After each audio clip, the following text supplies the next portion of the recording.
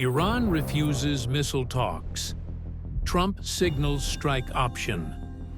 In early February 2026, over the span of just a few days, three things happened that, individually, would each be a major story. But they didn't happen individually. You will be shocked when you find these three unique details. Number 1. The confrontation with Iran. On February 6, 2026, American and Iranian officials sat down for negotiations in Muscat, Oman. These were indirect talks, mediated by Oman's Foreign Minister Badr al-Busaidi, though reports indicate there were some direct elements, including what was described as a handshake between the two delegations. The American side was led by Special Envoy Steve Witkoff, with Jared Kushner serving as a senior advisor, and in a detail that most people glossed over, but that military analysts immediately flagged, Admiral Brad Cooper, the commander of U.S. Central Command, was also present. The man responsible for all American military operations across the Middle East was sitting in the room where diplomacy was happening. That's not standard. That's a statement. The Iranian delegation was led by Foreign Minister Abbas Araghchi. The talks lasted several hours. Both sides emerged and described them as a good start. Iran said the discussions were useful for clarifying positions. The United States said progress areas had been identified. Trump told reporters that the talks were very good and that Iran wants a deal badly. A second round was announced, scheduled for the coming days. Now, here's the thing about the phrase, good start. And I need you to hear this clearly, because the language of diplomacy is designed to obscure, not reveal. When both sides describe a negotiation as a good start, it means one thing and one thing only. Nobody walked out. That's it. It doesn't mean agreement was reached. It doesn't mean positions moved. It doesn't mean the gap narrowed. It means both delegations showed up, sat down, talked, and agreed to come back and talk again. That is the lowest possible bar for diplomatic success. And in the context of U.S.-Iran relations, where the two nations haven't had direct diplomatic ties since 1980, where trust is essentially non-existent, and where the last major interaction was American bombs falling on Iranian nuclear facilities 8 months earlier, the fact that both sides were in the same building at all was considered an achievement. But what happened inside that building, what Iran agreed to discuss and what it refused to discuss, is what turned a fragile diplomatic restart into a potential breaking point. And what they refused to discuss is far more important than what they agreed to. Here's where you need to pay extremely close attention. Because the future of this entire crisis, whether it resolves through negotiation or collapses into confrontation, hinges on a single structural decision that Iran made during the Oman talks, a decision that most media outlets reported as a footnote. But that military planners in Washington, Jerusalem, and Tehran understood immediately as a seismic shift. Iran agreed to discuss one thing: its nuclear program, specifically uranium enrichment, the level of enrichment, the scale of the program, the potential for caps, inspections, or limitations on nuclear activity. That's it. That's the scope of what Iran considers negotiable. Everything else, and I need you to absorb the weight of this word, everything else was declared permanently off the table. Ballistic missiles, off the table. Iran told the American delegation that its missile program is not subject to negotiation. Not now. Not in this round. Not in any future round. The word used was permanently. This is not a bargaining position designed to be softened later. This is a red line that Iran has planted in concrete and dared the world to cross. Regional proxies, off the table. Hezbollah in Lebanon, the Houthis in Yemen, Hamas in Gaza, Shia militias in Iraq and Syria. The entire network of armed groups that Iran funds, arms, trains, and directs across the Middle East, none of it is up for discussion. Iran considers its proxy network to be a sovereign strategic asset, and it will not negotiate its existence or its scope with anyone. And enrichment itself, while technically on the table, was immediately constrained by Iran's refusal to accept the American demand for zero enrichment. Iran flatly rejected the idea of halting enrichment entirely. It also refused to transfer its existing stockpiles of enriched uranium out of the country. Enrichment, in Iran's framing, is a sovereign right, like the right to have an army or the right to build infrastructure, not a privilege to be bargained away. So what you're looking at is a negotiation where one side, Iran, has agreed to discuss one topic within boundaries it has already defined, while refusing to discuss any of the other issues that the United States and Israel consider essential to a meaningful deal. The issues that can't be resolved through words get resolved through actions. And that shift from words to actions is exactly what began happening within hours of the Oman talks ending. But now, here's what makes the current American approach so difficult to read. And it's by design. But if you watch what's happening beneath the words, the actions taken within hours and days of those optimistic statements, you see something very different. You see a strategy that has a name and a long history. Peace through strength. The economic pressure came first, and it came fast.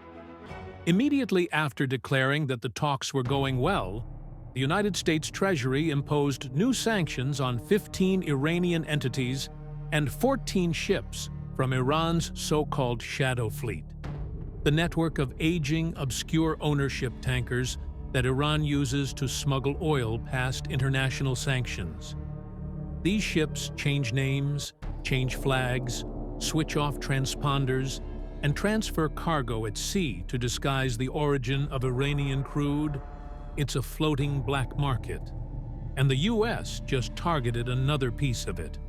But the sanctions didn't stop at Iranian entities. Trump signed an executive order threatening 25% tariffs on any country that does business with Iran, directly or indirectly. That's not just aimed at Tehran. It's aimed at Beijing, at New Delhi, at any nation that has been quietly purchasing Iranian oil or maintaining commercial ties with the regime. The message is, if you trade with Iran, you're trading your access to the American market. That's a global economic weapon, not just a sanction, a structural threat to any economy that touches Iran. Optimism on the surface, pressure underneath.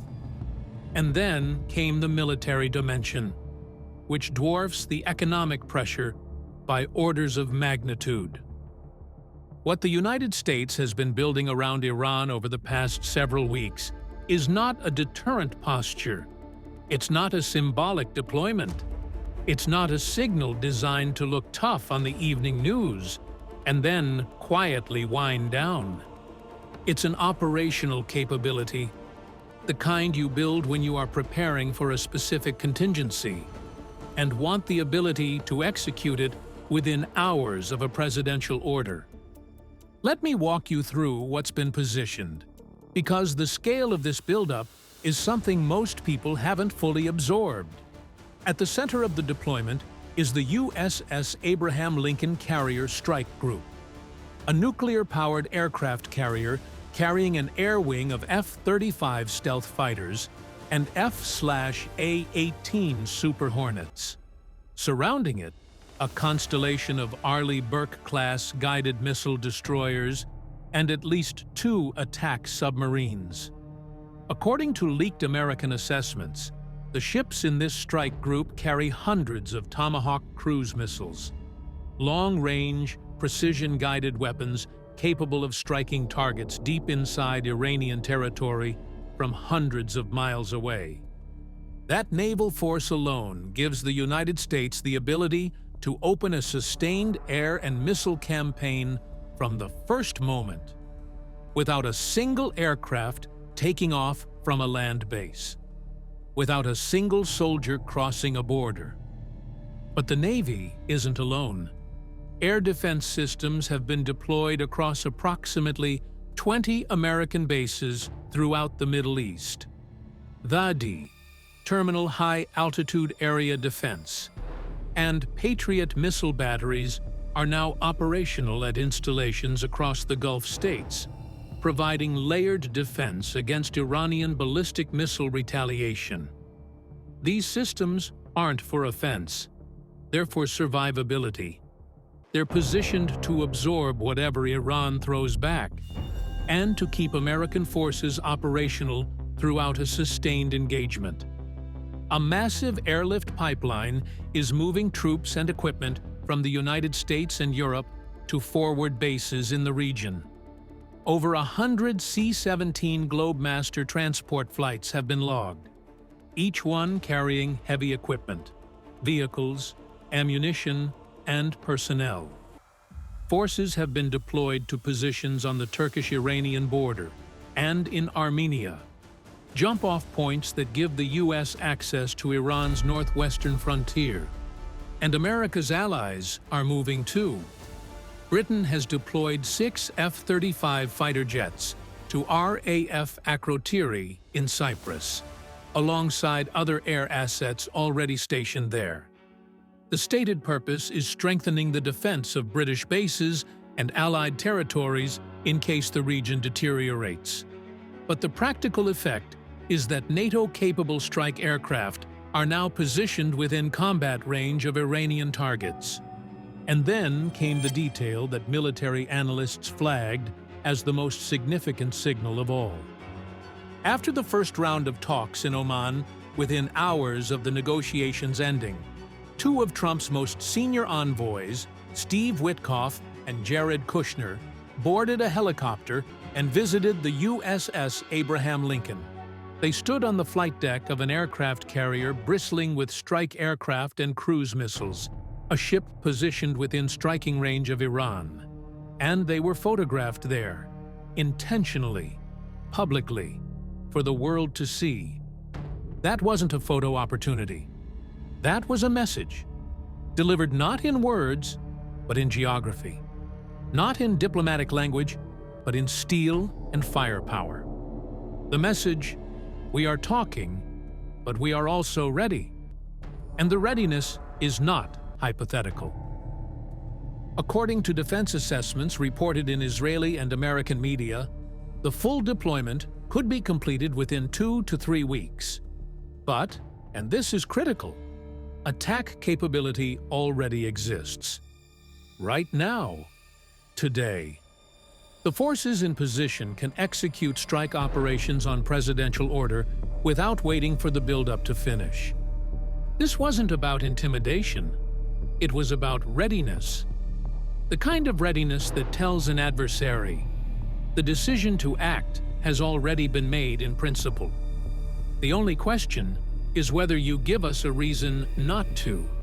And that brings us to the moment that stripped away whatever ambiguity was left in Trump's position. The moment where optimistic language gave way to something harder, colder, and far more direct. They're just saying it in different languages. When leaders stop threatening and start positioning, the message has already been delivered. The talks will continue. The diplomats will fly back to Oman. The press releases will use words like productive and constructive. But behind all of it, behind the handshakes and the optimistic framing, the military clock is ticking. And the forces that have been positioned aren't going to sit there indefinitely. Either the talks produce something real, something that addresses not just the nuclear program, but the broader threat architecture that Iran represents, or the deployment that was built for diplomacy becomes a deployment built for something else, And Iran's response to all of this? It's exactly what you'd expect from a regime that is cornered but refuses to show it. Iran's public response to the American buildup, the sanctions, and the diplomatic pressure has been a performance of strength. Every statement, every press conference, every broadcast, carefully designed to project the image of a regime that is not intimidated, not wavering, and not about to bend. Iran's chief of staff declared over the weekend that Iranian forces are at the highest level of readiness, in full coordination and prepared to respond to any scenario. He warned that any military action against Iran would exact a heavy and irreversible price and would expand the conflict across the entire region. Foreign Minister Araghchi added a more targeted threat, stating that if the United States attacks, Iran will not attempt to strike American soil. Instead, it will target American military bases in neighboring countries. That's a calculated distinction. Iran is saying, we won't escalate to a direct attack on the U.S. homeland, but every American installation within missile range of Iran is fair game. And the IRGC, the Islamic Revolutionary Guard Corps, has been broadcasting victory imagery domestically. Footage of military exercises, graphics depicting Iranian missiles striking targets, propaganda designed to tell the Iranian population, we are strong, we are ready, we are not afraid than it appears. Externally, Iran projects strength. Internally, the pressure keeps building. And the gap between those two realities, between the image of strength and the fact of weakness, is where the danger lives. Thousands of anti-regime demonstrators have been marching in front of Iranian embassies in capital cities around the world. The message is consistent and growing louder. No dictatorship, no monarchy. The Iranian people, or at least a significant and visible portion of them, are not standing behind the regime. They're standing against it. And the regime's response to internal dissent has always followed the same pattern. When pressure builds at home, the regime looks outward. It escalates external confrontations. It rallies the population around a foreign enemy. It converts domestic frustration into nationalist defiance. That pattern is playing out right now. The harder the sanctions bite, the louder the military rhetoric gets. The more the economy fractures, the more the regime talks about American aggression. The worse things get inside Iran, the more the leadership needs a confrontation outside Iran. Because a regime at war has an excuse for every failure, and a population at war stops asking questions about who's really to blame. History shows that regimes under pressure often look outward for relief, and that tendency, that pattern of cornered governments escalating rather than capitulating, is one of the most dangerous dynamics in international relations. And it's exactly the dynamic that has Israel more alarmed than anyone else in this equation. Israel is watching these negotiations with a very specific fear. And it's not the fear that talks will fail. It's the fear that talks will succeed, but succeed on terms that leave the real threat intact. Here's what Israel is afraid of: a thin deal, a narrow agreement that addresses the nuclear file, enrichment caps, inspections, some level of stockpile reduction, and calls it a victory. A deal that gives the United States a diplomatic win, gives Iran sanctions relief, and gives the international community the illusion of security. But that leaves everything else untouched. The ballistic missiles? Still there. Still being developed. Still being tested. Still capable of reaching every major city in Israel within minutes. Because while all eyes are on the negotiating table and the military map, there's another front. one that the Iranian regime is desperate to keep out of the international spotlight. Thousands of demonstrators marching in front of Iranian embassies in capitals around the world: London, Paris, Berlin, Washington, Toronto. The chants are consistent. The message is clear: no dictatorship, no monarchy, no theocratic regime that imprisons its women, silences its students, and murders its protesters. This isn't new. Iran has faced waves of popular unrest for years. The 2019 protests, the 2022 Mahsa Amini uprising, the simmering discontent that never fully disappears, even when the crackdowns succeed in pushing it underground. But what's different now is the context. The regime is being squeezed from every direction simultaneously. Sanctions are crushing the economy. The currency is collapsing. Banks are failing. Oil revenue, the regime's financial lifeblood, is being choked by the ghost fleet crackdowns and the new tariff threats. Inflation is destroying the purchasing power of ordinary Iranians, and the protest movements that have been building for years are finding new oxygen in the regime's visible vulnerability. And the regime's response, the same playbook it always uses: divert attention outward, frame the confrontation with the United States as an attack on Iranian sovereignty. Now, I need to say something clearly, because in the rush to analyze, to connect dots, to find patterns, it's easy to cross lines that shouldn't be crossed. This is not a declaration of war. No one, not the United States, not Israel, not Iran, has declared or initiated hostilities. The talks continue. Diplomacy is alive, however fragile. The military buildup is a posture, not an action.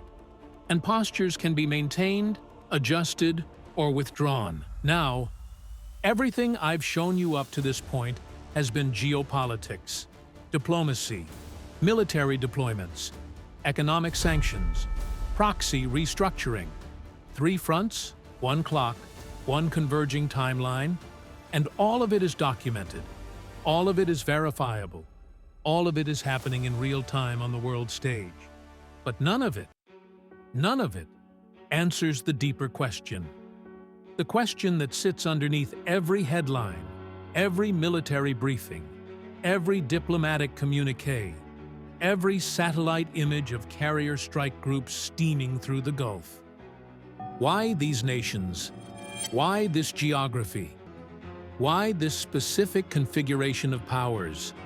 Iran, its proxies surrounding Israel on every border, Russia and Turkey cooperating at levels that have no historical precedent, all converging at the same time, in the same region, around the same conflict. Is it just geopolitics?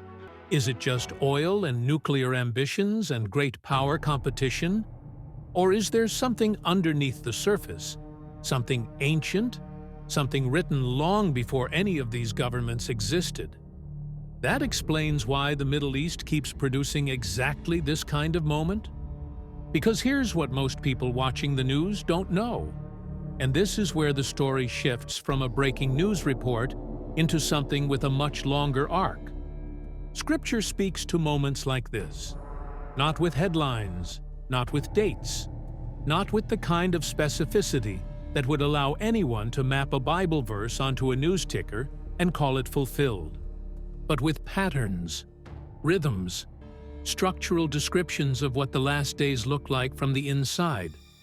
Descriptions so precise, so layered, and so aligned with what is unfolding right now that dismissing them requires more effort than paying attention to them. And I want to walk you through this carefully. Because what Scripture says about the nations at the center of this crisis, the alliances forming between them, and the pattern of escalation that characterizes the times we're living in, deserves to be handled with the seriousness it demands. The nations Ezekiel named. Let's start with the most direct connection, Because this isn't an obscure verse buried in a minor prophet. This is one of the most studied, most debated, and most detailed prophetic passages in all of Scripture. Ezekiel 38, 1-6.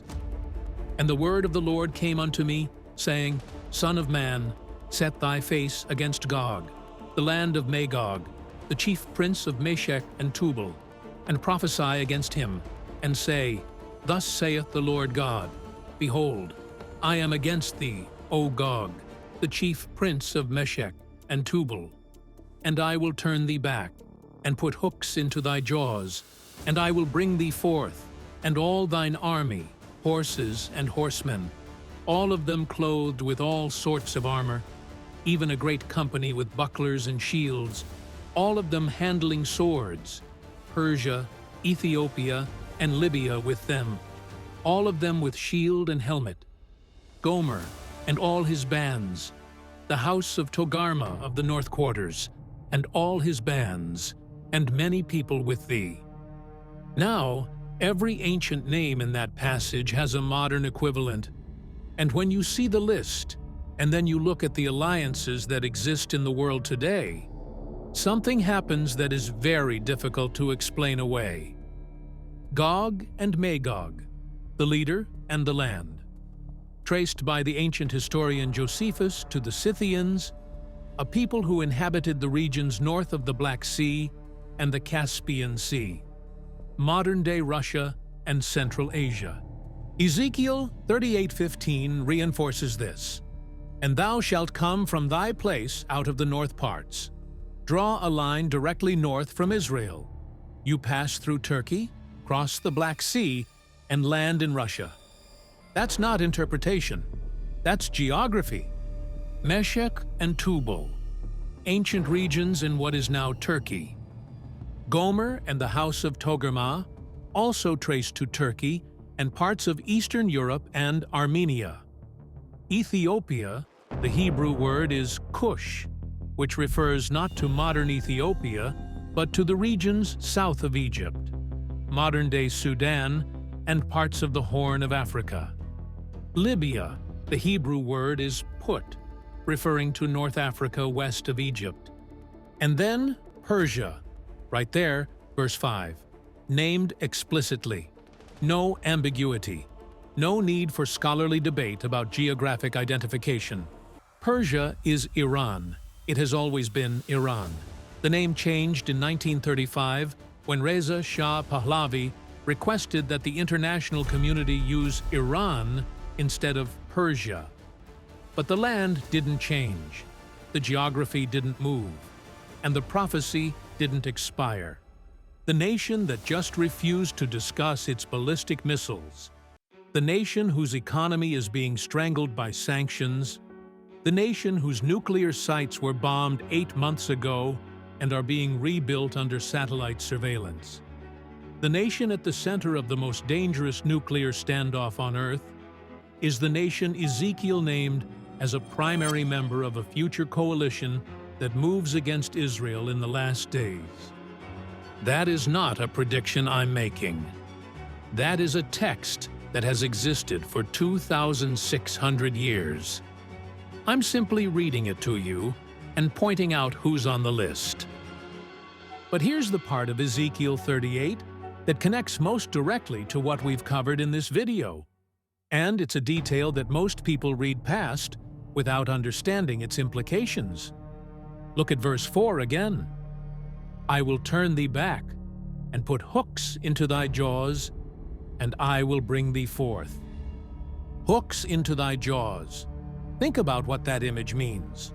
A hook in the jaw doesn't persuade, it doesn't negotiate, it doesn't offer incentives or diplomatic off-ramps. A hook in the jaw drags, it compels.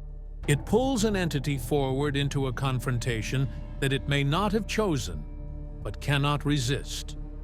Now think about what you've seen in this video. Iran's economy is being strangled by sanctions, its currency collapsing, its banks failing, its oil revenue being choked, its leaders wiring money out of the country. The regime is being dragged toward desperation. The military buildup around Iran, carriers, cruise missiles, troops on its borders, is creating a posture where the cost of inaction may eventually exceed the cost of confrontation. The regime is being dragged toward a decision point it cannot avoid. The refusal to discuss missiles, the single move that most increases the likelihood of diplomatic failure, isn't expanding Iran's options, it's narrowing them. Every red line Iran draws reduces the space for a deal and increases the probability of the military option. The regime is being dragged toward the very confrontation it claims to want to avoid. And the alliances forming around Iran, the military cooperation with Russia, the strategic ties with Turkey, the proxy networks extending through Lebanon, Syria, Iraq, and Yemen, these aren't being built by grand design. They're being built by pressure, by shared isolation, by the compounding effect of sanctions, military strikes, and diplomatic exclusion that is pushing these nations closer together, not because they planned it, but because the pressures of the modern world are herding them into it. Hooks in the jaws, forces that don't invite cooperation, they compel alignment. Pressures that don't persuade nations to join a coalition, they drag them into one. I am not saying this is the fulfillment of Ezekiel 38, but I am saying the mechanism Ezekiel described, the way nations are drawn into the conflicts of the last days, not by choice, but by compulsion, is the mechanism we are watching unfold in real time. And the specific nations being drawn into this configuration are the specific nations Ezekiel put on his list. That alignment demands attention, not panic. Attention.